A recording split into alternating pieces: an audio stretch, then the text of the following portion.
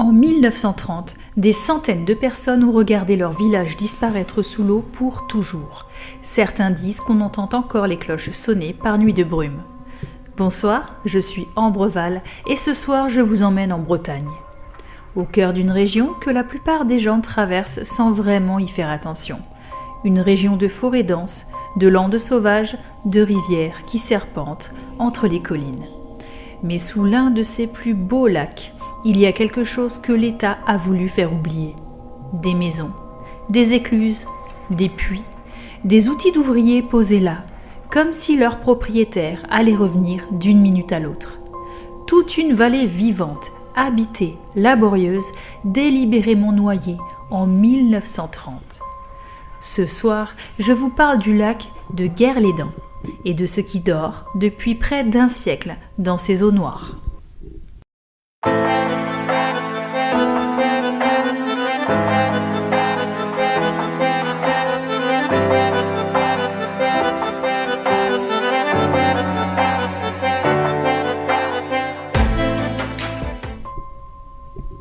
Avant de parler du lac, il faut d'abord comprendre ce qu'il y avait avant.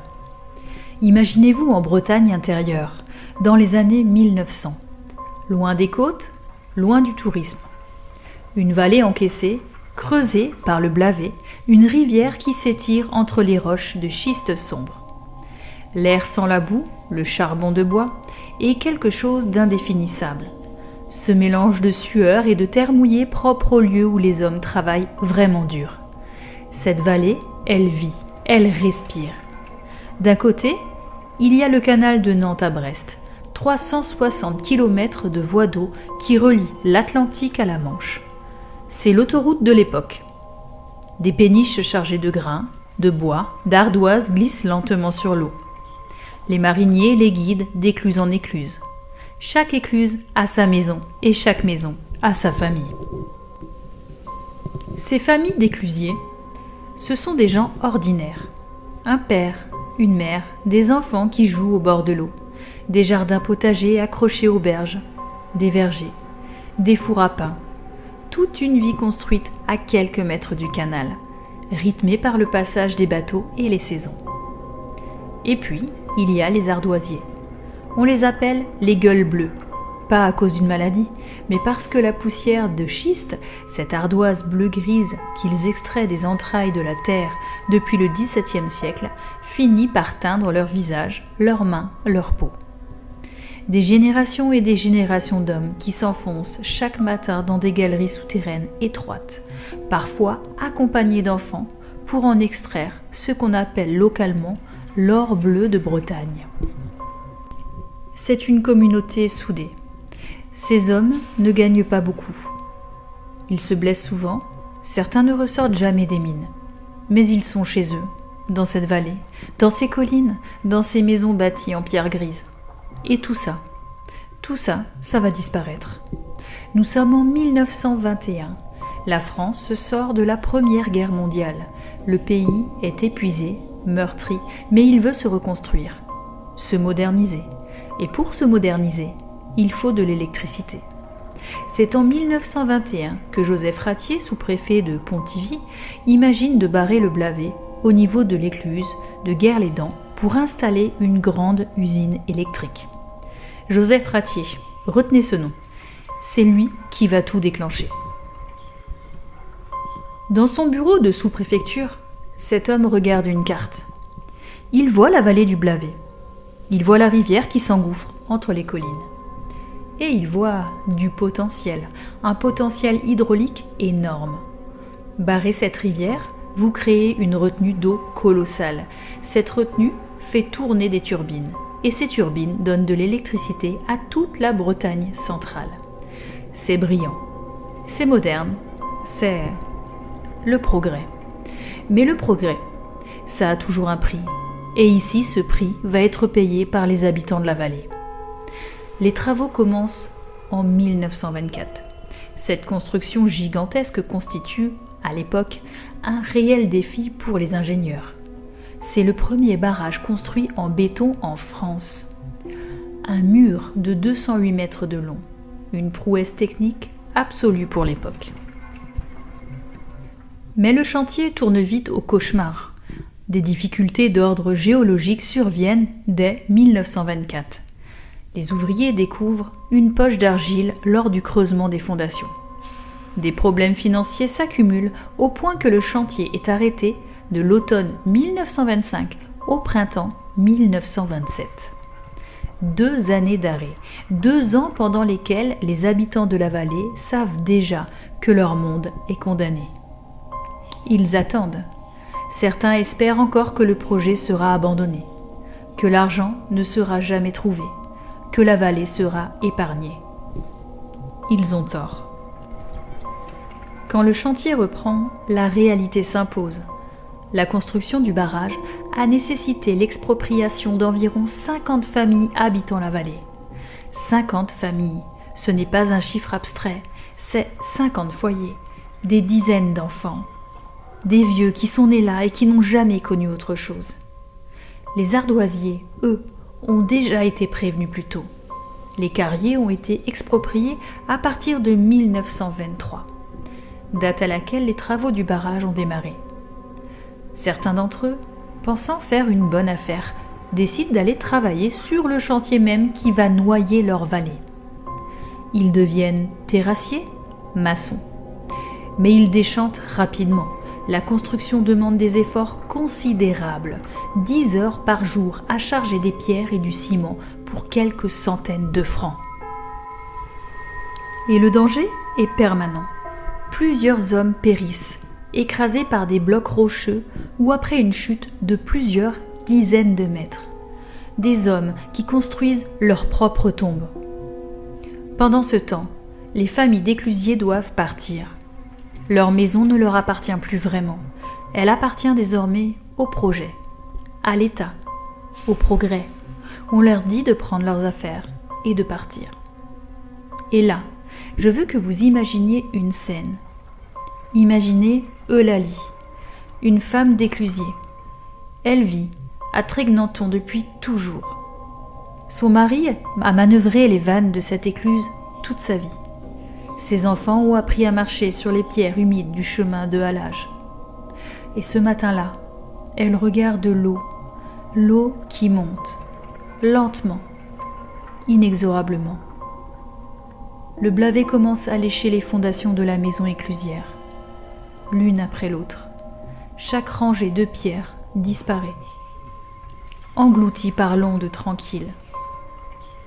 Les cimes des arbres se réduisent à des branches émergeant des eaux brunes.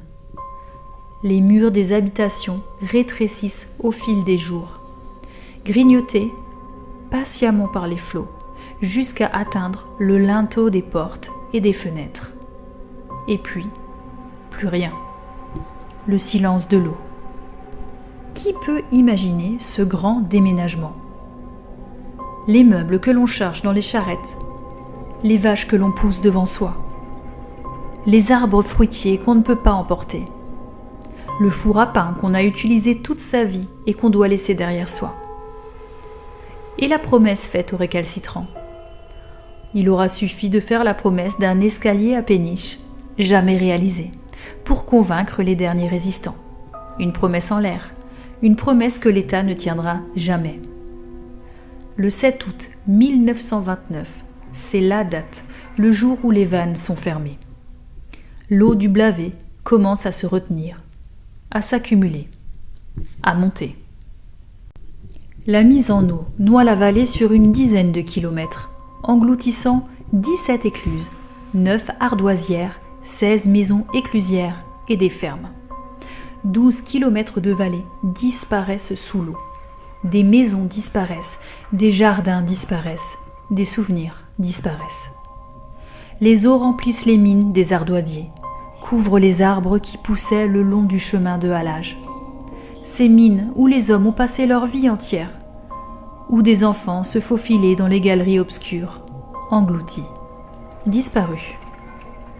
Et le canal de Nantes à Brest, cette artère vitale qui reliait deux mers depuis le XIXe siècle, une section de 17 km est définitivement coupée, brisant pour toujours la continuité du trafic fluvial. Des centaines de mariniers perdent leur gagne-pain du jour au lendemain. Les villes qui commercent via le canal protestent. Les syndicats crient. Des courriers de protestation fusent des chambres de commerce et des syndicats de mariniers. En vain. Le barrage est inauguré le 12 octobre 1930. La vallée n'existe plus. Le lac existe. Et au fond de cette eau froide et noire, à 45 mètres de profondeur par endroit, dorment les restes d'un monde englouti. Pendant des décennies, la vallée reste invisible. Le lac devient un lieu touristique. Les gens font du bateau, du ski nautique. Ils pique-niquent sur les berges. Ils ne savent pas, ou ils ne veulent pas savoir ce qu'il y a en dessous. Et puis, de temps en temps, l'eau révèle ses secrets. Dès 1927, l'État prescrit d'assécher les lacs tous les 10 ans afin de vérifier l'état des barrages. La première vidange a lieu en 1951. Répétée en 1966, 1975, 1985 et enfin 2015. À chaque vidange, c'est le même choc, la même stupeur. Les gens arrivent et ils voient surgir de la vase des choses qui n'auraient pas dû réapparaître. Des maisons d'ardoisiers parfaitement conservées, des arbres pétrifiés, des objets du quotidien laissés sur place lors de l'évacuation. Un four à pain encore debout, des murs intacts, des pierres couvertes d'une mousse étrange venue du fond. Sous le lac, il y a les vestiges de 18 écluses, 7 maisons d'éclusiers, 5 maisons de carriers, 2 fours à pain et un moulin. Lors de la vidange de 2015, la dernière en date, plus de 2 millions de visiteurs viennent contempler ce paysage lunaire et éphémère pendant les 6 mois qu'a duré la sec. Parmi eux, des descendants, des petits-enfants et arrière-petits-enfants de ces familles expulsées en 1929. Des anciens habitants de la vallée viennent témoigner, raconter ce qu'ils ont entendu de leurs grands-parents. Et l'un de ces témoignages, celui de Simone Lemeur, est resté dans les mémoires. Cette femme, fille d'un ardoisier, se souvient de ce que son père lui racontait. Les galeries, la lumière bleue de la poussière d'ardoise, et ce jour où ils ont dû tout quitter. Il y a quelque chose d'étrange avec Guerre-les-Dents. Pendant des années, des décennies, une légende a circulé. Les gens disaient qu'il y avait une église au fond du lac, un clocher, un village entier avec ses habitants disparus un matin de brume. Des gamins sur leur canoë juraient avoir aperçu le sommet d'un clocher dans les profondeurs. C'est faux. Il n'y a pas d'église engloutie, pas de village à proprement parler. Mais pourquoi cette légende a-t-elle pris racine aussi profondément ? Pourquoi les gens avaient-ils besoin de croire qu'il y avait quelque chose de plus sous cette eau ? Peut-être parce que la vérité, elle, était trop simple pour être acceptable. Pas de catastrophe naturelle, pas de tremblement de terre, ni de malédiction mystérieuse. Juste un sous-préfet avec une idée, un ingénieur ambitieux, un État qui a décidé que le progrès valait plus que les maisons des gens. La légende du village englouti. C'est la façon qu'a trouvé la mémoire collective de dire « Il s'est passé quelque chose d'injuste ici. Quelque chose a disparu qui n'aurait pas dû. » Et elle a raison. La prochaine vidange complète n'est pas encore officiellement programmée. Mais suivant le cycle technique classique, elle pourrait intervenir entre 2035 et 2045. Alors dans 10 ans, 20 ans peut-être, les maisons réapparaîtront à nouveau. Pendant quelques mois seulement, le temps d'un regard, puis elles disparaîtront à nouveau pour plusieurs décennies. Ce qui m'a frappé dans cette histoire, c'est cette idée que l'on peut faire disparaître des vies entières au nom du progrès. Sans violence apparente, juste avec des papiers, des décisions administratives et de l'eau. Ces gueules bleues qui ont passé leur vie à extraire l'ardoise de cette vallée. Ces familles d'éclusiers dont les maisons sont encore là, au fond, intactes ou presque, comme si elles attendaient leur retour. Personne n'a crié très fort, personne n'a vraiment résisté. On leur a fait une promesse, l'escalier à péniche. On ne l'a jamais tenu. Et la vie a continué au-dessus de l'eau. Il y a quelque chose de profondément mélancolique dans le lac de Guerre-les-Dents. Ce n'est pas un lac comme les autres, c'est un cimetière propre, bleu, avec des activités nautiques et des locations de kayak. Mais un cimetière quand même. Si cette histoire vous a touché, si elle vous a donné cette sensation étrange d'avoir marché quelques instants dans une vallée engloutie, alors vous savez quoi faire. Abonnez-vous à la chaîne, activez la cloche pour ne rater aucune prochaine histoire. Likez cette vidéo, ça m'aide énormément et ça me permet de continuer à vous ramener des histoires sombres, oubliées, que personne ne raconte vraiment. Et si vous connaissez quelqu'un qui aime les mystères, les lieux perdus, les histoires que l'histoire officielle préfère taire, partagez cette vidéo avec lui. On se retrouve très vite pour une nouvelle histoire. Prenez soin de vous. Bonne nuit.